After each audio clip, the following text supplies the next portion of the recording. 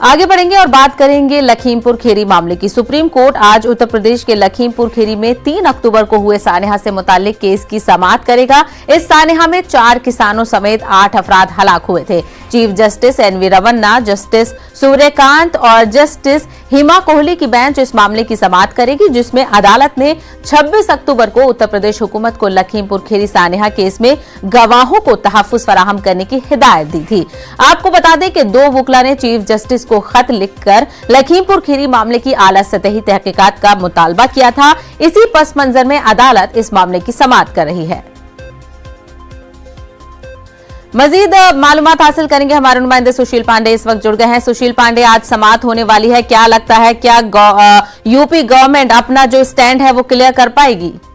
जी देखिए, आज की जो सुनवाई है वो बेहद अहम है साहिबा, क्योंकि सबसे महत्वपूर्ण बात इस मामले में उत्तर प्रदेश सरकार के द्वारा आज दाखिल करने वाली स्टेटस रिपोर्ट है। जी, हालांकि पिछली सुनवाई के दौरान यूपी सरकार की तरफ से सुप्रीम कोर्ट में ये जानकारी दी गई थी और ये कहा गया था कि इस मामले को लेकर वो एक नया स्टेटस रिपोर्ट दाखिल करेंगे। हालांकि कोर्ट की तरफ से ये ऑब्जर्वेशन भी आया था और एक टिप्पणी भी आई थी कि इस मामले में जो प्रमुख गवाह हैं उनसे पूछताछ नहीं की जा रही है और उनको जुडिशियल कस्टडी में भेज दिया गया है। कोर्ट ने ये भी कहा था कि इस पूरे मामले में जो और गवाह हैं उनको प्रोटेक्शन प्रोवाइड करवाया जाए, उन्हें सुरक्षा दी जाए, सबसे और साथ ही साथ इस मामले में जो और लोग गवाह हैं उनके बयान को दर्ज करवाया जाए।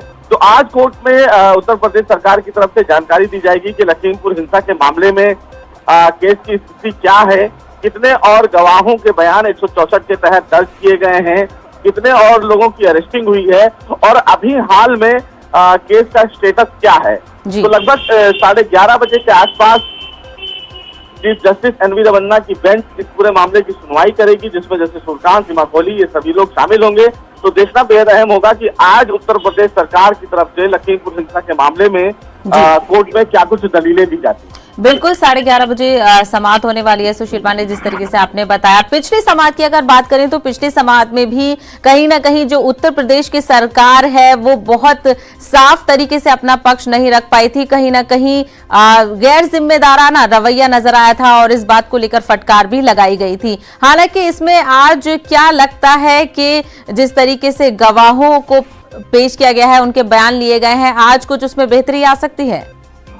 आज देखिए, साफ तौर से पिछली बार ये साफ तौर से कहा गया था कि जिस तरह उत्तर प्रदेश सरकार का लखीमपुर हिंसा के मामले में रवैया रहा है वो निश्चित रूप से कहीं ना कहीं सवालों के घेरे में रहा है और इसी मामले में सुप्रीम कोर्ट ने उत्तर प्रदेश सरकार को लेकर टिप्पणी भी की थी और ये कहा था कि उत्तर प्रदेश सरकार इस पूरे मामले को लेकर सही तरीके से काम करे और एक जिम्मेदार सरकार के रूप में सामने आए।